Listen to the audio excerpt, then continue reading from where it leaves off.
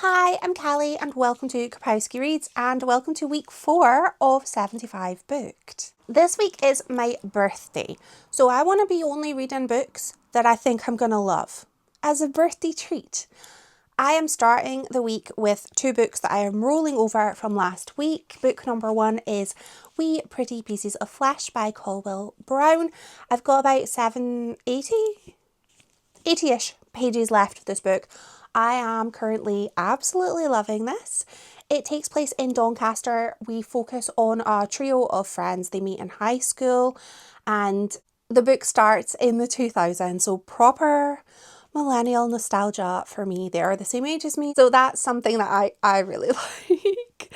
I can feel relatability. And the book sort of alternates these stories of their childhood and their adulthood. The girls have all grown up and kind of gone their separate ways, so we're seeing them in current time too and seeing how fractured these once considered unbreakable bonds ended up getting.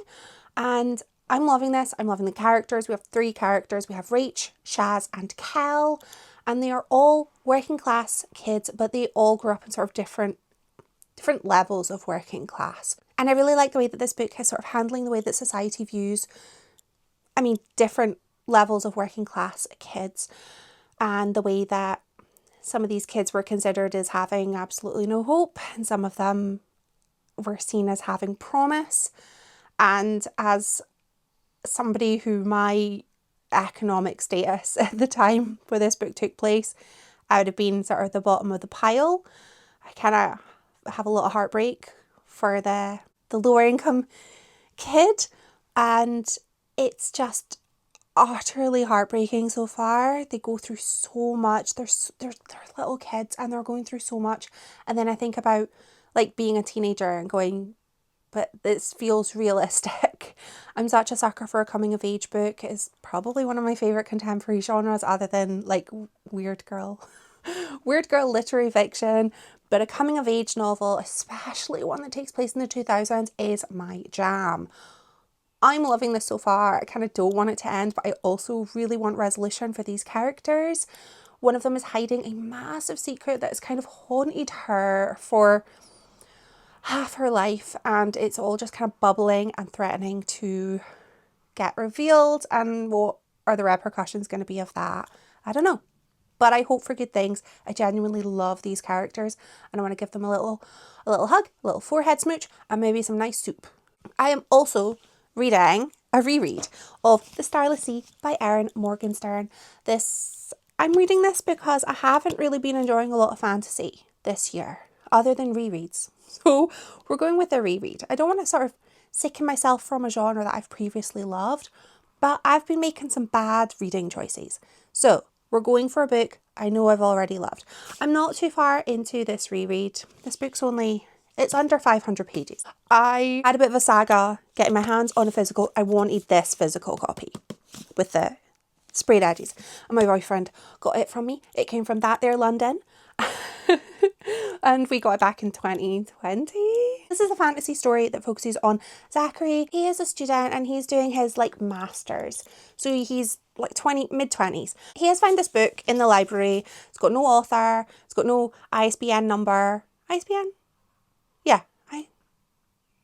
No. What's that? ISBN is the films and doesn't matter. It's got no identification number. And he is reading this and suddenly he reads the short story that is describing in minute detail an experience from his own childhood.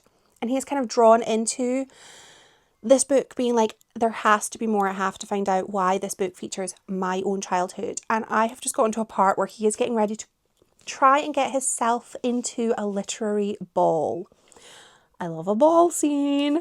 And there's also these interwoven stories as well that will be more relevant as the book goes on, but for now I'm just enjoying the little sprinkling of it. I love the writing. It is whimsical. That's what I want. I am no doubt going to finish Wee Pretty Pieces of Flesh this week because I don't have a lot to go, and I really want to read another book that I'm going to love. So I think the next book I pick up is going to be The Intrigue by Silvia Moreno Garcia, which is a bit of a wild card pick. I love Silvia Moreno Garcia. However, I have loved her earlier work And I would say that I would say Velvet Was the Night one was when I started enjoying her stories less. And I absolutely hated her most recent one, which I don't Bewitched. I can't remember the title. It was incesty. Not for me. So I feel this is a bit of a wild card pick because I love this author. I think she's got beautiful writing. But I'm taking a risk because I haven't liked her last 3 to 4 novels. But I'm hopeful. And this book comes out in July. I've got a little cheeky NetGalley copy. So I will read it and hopefully love it. I'm just getting ready to go to a garden centre. My parents are up visiting because my birthday. And we're going to go and have a really nice, just relaxed trip to a garden centre. I'm in the market for a new plate. This is how exciting my life is. Really want to get a plate for like breakfast. Like yogurt and granola. Probably compote because I'm really into compote right now. And I think that that would be nice. Garden centres usually got some nice crockery.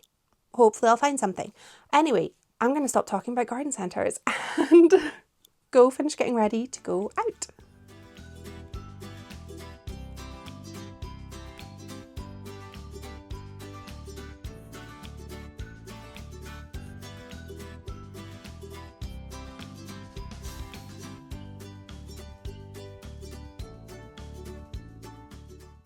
I have finished reading We Pretty Pieces of Flesh and I absolutely love this book. I had to take a pause to just cry because the ending of this book was perfect because it kind of left things a little ambiguous, a little up in the air. You don't know what's going to happen next for these women as the book, and they're all grown up at the end of the book. And I thought it was beautiful. I thought this was a magnificent book about friendship, about girlhood, womanhood, about growing up, about being working class, about coming from somewhere that you kind of want to get out of. You don't want to just, you want to make something of yourself, but nobody believes in you.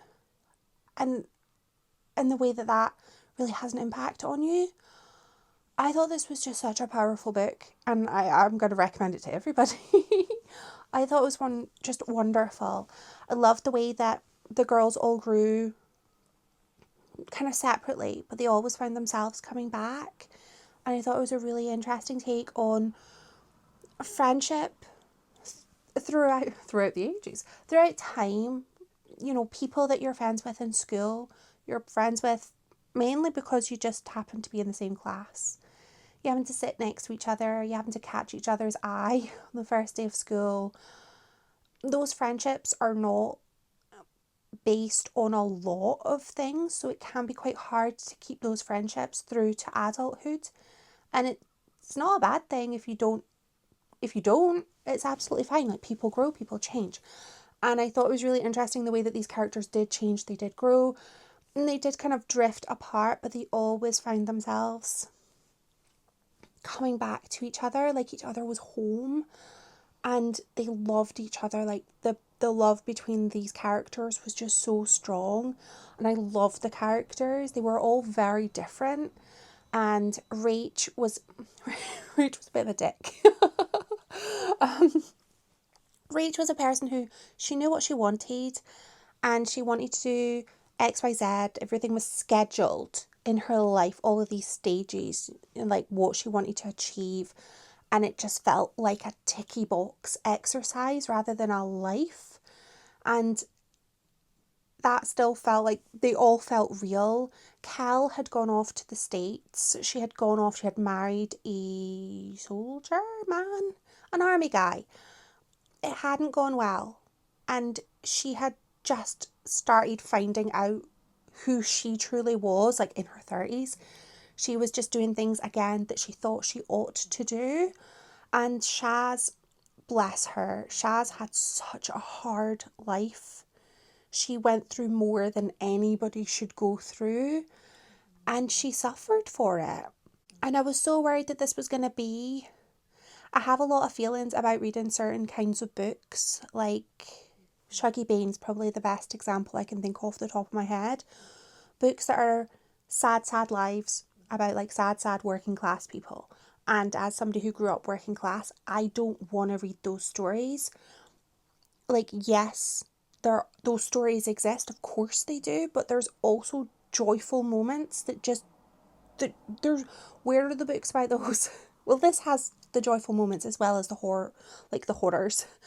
But I feel like I was kind of anxious, worrying, is this going to just be a book that is just all sadness? And it's not. It's got gorgeous friendship and it's got growth, like true growth for all of the characters. And it does leave you sort of feeling hopeful towards the end. But that is kind of my fear when I read books that are like, oh, it's a working class story. And I'm like, but what kind? What kind is it? Is it just a sad, sad book to make people feel awful? Or is it a realistic book where, yes, horrible things happen, but there is also more to life than that, more for these characters? This was the latter. They went through horrible things, but they also went through wonderful things. And it was ultimately like quite joyful for them. I loved this. This was just utter nostalgia. And coming of age stories are my thing. I love them.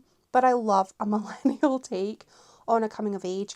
I want to recommend, if you love this book, if you've not, you maybe haven't read it, but it's good. It's great. Recommend. I have another book that I want to recommend that has a sort of similar vibe, which is The Sopranos by Alan Warner, which is about a Scottish choir who go to Edinburgh. This book takes place over the span of a day, whereas this one takes the span over half a lifetime, maybe 2/3 really of their lives. But it has the sort of teenage friendship, it has the drama, it has a lot of the drinking, which I don't recommend, but you know, it kind of felt real. And it has the sort of heart and the joy, and yeah, I know what I like and I love this.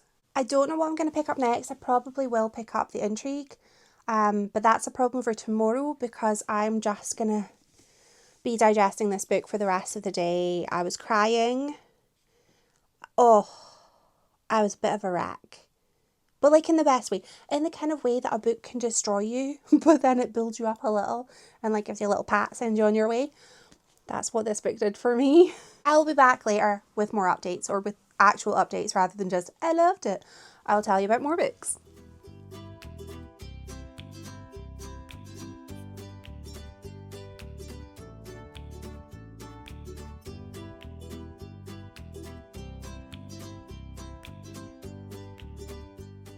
It's my birthday today. I'm 40.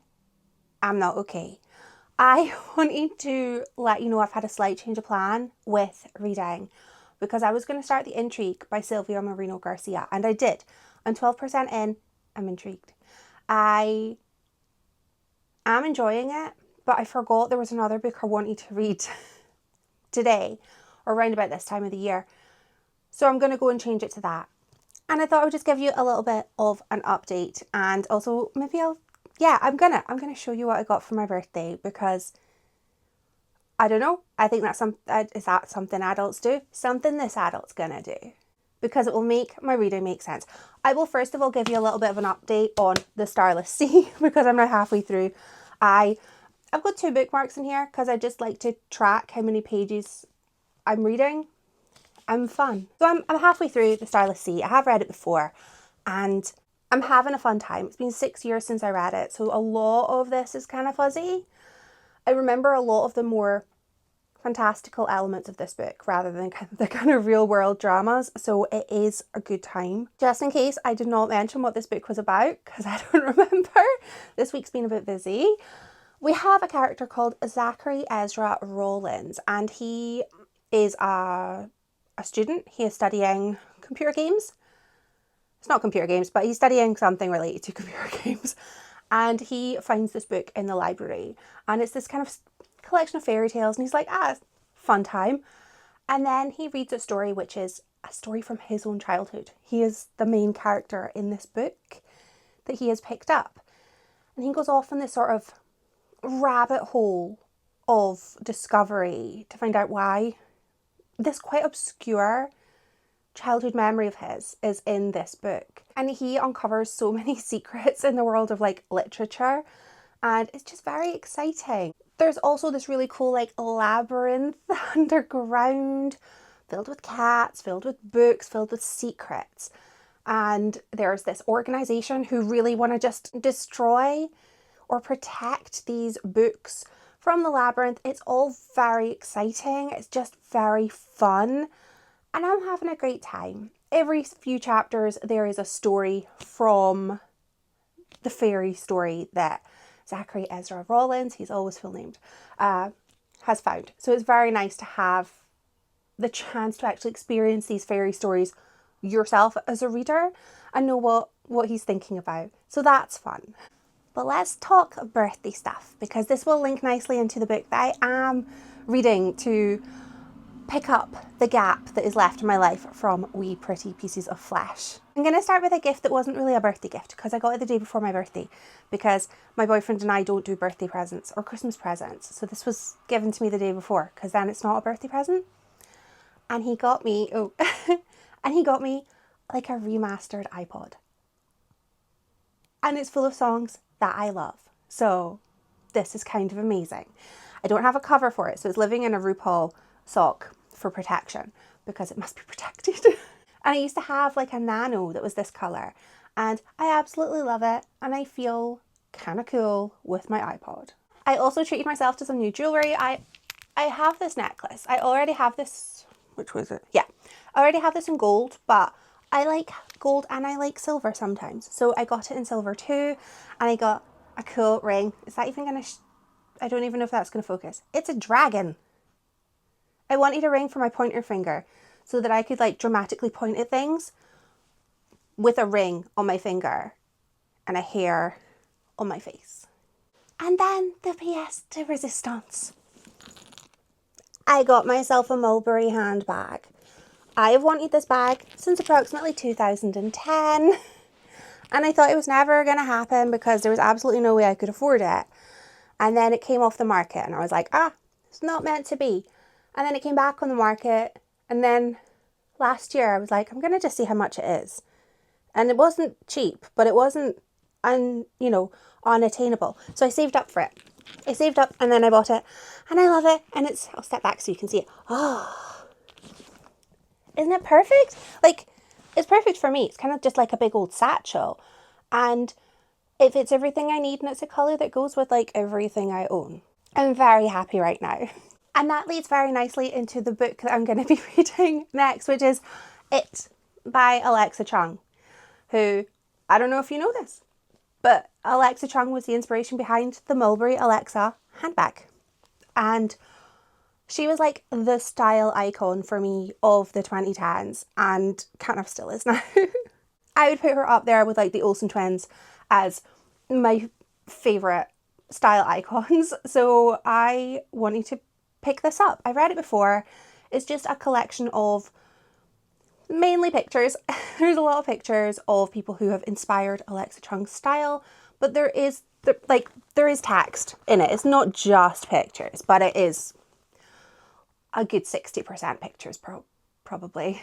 Anyway, I just wanted to give a quick update. I will be back when I have updates.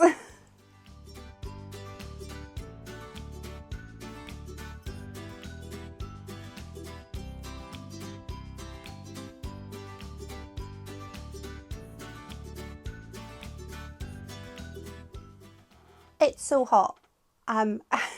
It's so hot. The second I stop filming, I'm going to take this off and I'm just going to be in the little vest that I have underneath, because we went out a nice, very, very long walk, which is how I've been spending my annual leave. It's just lots of big old, long, leisurely, delightful walks. We went to Cruikshank Gardens, which is a botanical gardens at the university, and it's open to the public and it's gorgeous and it has a big arboretum. And if you know one thing about me, no, it won't be one thing, but if you know a bunch of things about me, you'll know that I love the sea and I love trees. So I really wanted to go to the arboretum. and that's where we went. But it's so muggy outside. The air pressure is just it's so heavy. Anyway, I finished reading my book. It's not a long book, and I probably could have finished it in, I don't know, like maybe if I was not really paying attention to the pictures and kind of skimming it, I probably could have finished it in an hour. But I was reading it properly. I was reading it properly, and I was looking at the pictures, and I was trying to sort of read what Alexa Chung was writing about these various people who'd inspired her, and looking at the pictures and being like, oh, did they inspire me that way? And it was more of a sort of immersive kind of book that way. And I think that's the best way to read books like this. Like style guides, yes, they're pretty quick reads if you want them to be, but they don't have to be. And I really liked being able to look at all of the various artwork as well. There were some drawings in here too, which were really fun. I haven't read this book since it came out, and I think like 2014, 2015. And like the condition of this is pretty good. Like don't look at the side of it. Like that, the spine is, you know, worse for wear, but the rest of it, you know, pretty good condition. So I think I've maybe only read this once or twice before, but I had a good time with it. What more can I say? I had a good time. I was entertained, and I went down a little bit of a rabbit hole of looking at people with really good style, and that's what I enjoy doing. And now that I have finished this book, I will be reading The Intrigue by Silvia Moreno Garcia. I have already started it, and I am intrigued to find out more. So I have this as a NetGalley book. It's not out till July, but I'm going to read it now. It is about a Lonely Hearts con artist in Mexico in the 1940s. Early 1940s, so like war is happening, which is probably why he's getting away with some stuff. People are worried about other things. This man, he finds sometimes older, maybe not always older. He finds women in the Lonely Hearts columns, and he kind of romances them into a position where they are really interested in funding his passion projects. But these passion projects don't exist. He is just scamming these women, and he has found this new Mark. She's an older lady, and she keeps being described as older, and she's like in her early 40s, and I'm like, I beg your finest pardon, she's not older. Because I'm like, no, I don't want to be that. Yeah, anyway, but he has shown up, and he needs money. He is in dire need of money. There is no plan B if this scam does not work. He doesn't know what he's going to do. So he's trying to get money off of her. But he arrives and things are a bit strange. She runs a guest house and it's not overly busy. And it kind of feels like she's maybe not too interested in him. But she did seem interested in him when they were corresponding. She has a niece who I don't know. I don't know what's going on with the niece. The niece is quite young, but there's something going on. I'm getting kind of, wicked stepmother vibes between the aunt and the niece, but I don't know how much of this is true. It's a Silvia Moreno Garcia book. There's maybe going to be some massive twists. Of course there will be, but I don't know. I'm just I'm getting to know the characters. I'm getting to know the lay of the land, but already I do not like anyone. So that's probably for the best, because people are going to try and like scam each other, and I don't want to feel bad about them. I will be back later when I have updates, and hopefully it's not so hot. I'm going to put the fan on as well. I turned the fan off so that I can film, because I don't think the microphone's going to dull out the fan, and the windows are wide open. So I'm going to put that back on. It's so hot. It's going to be like high 20s, mid 20s next week. I'm going to melt. Our houses are built to just the heat. So it's horrible. I hate it. It's horrible.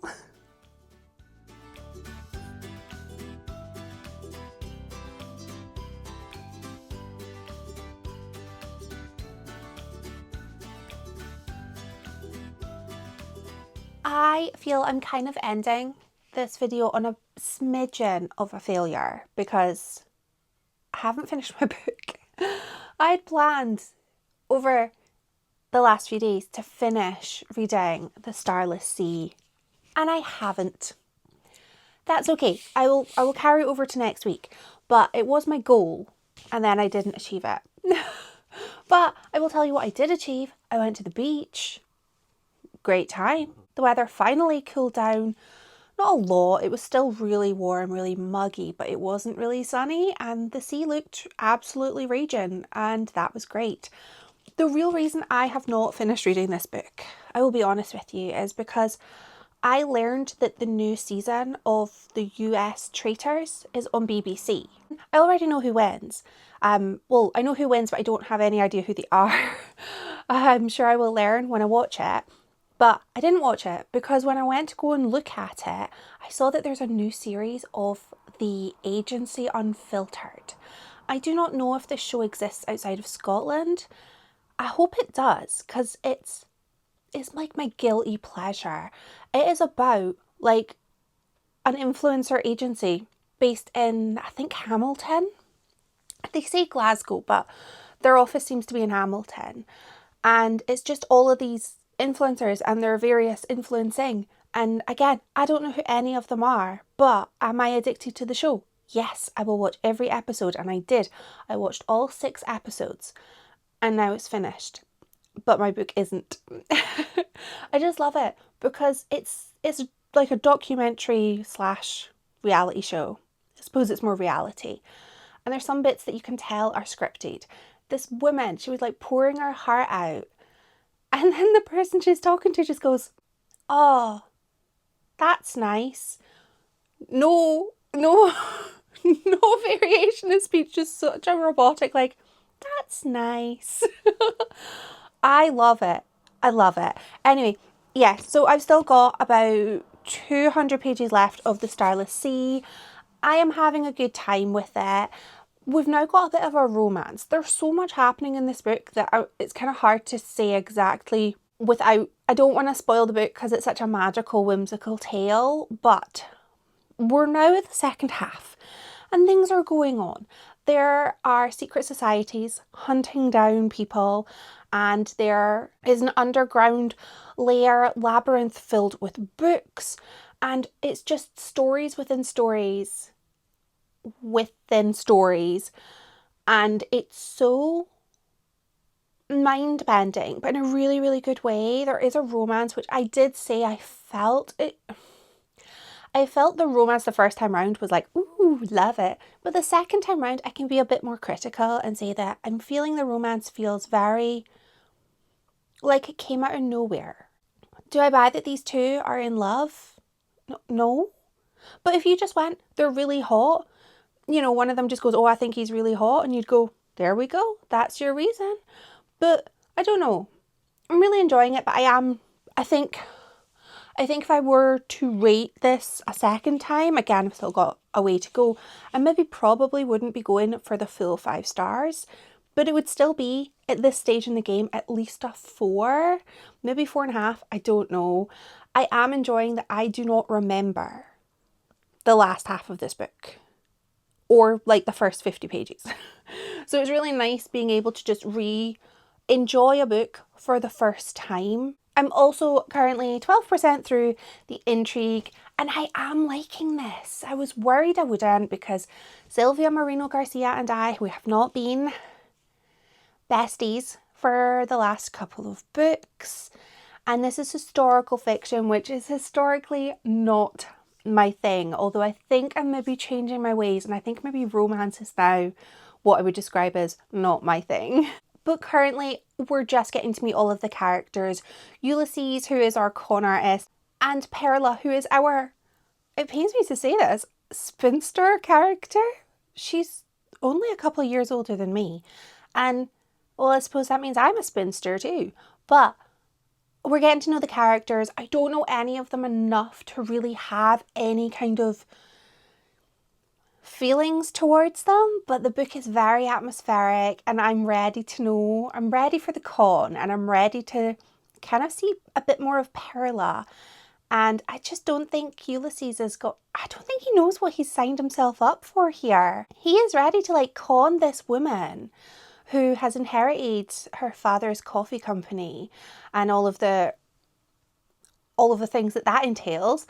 And he just thinks this is going to be, there's a massive bee at my window. The window's closed, but that is a big bee.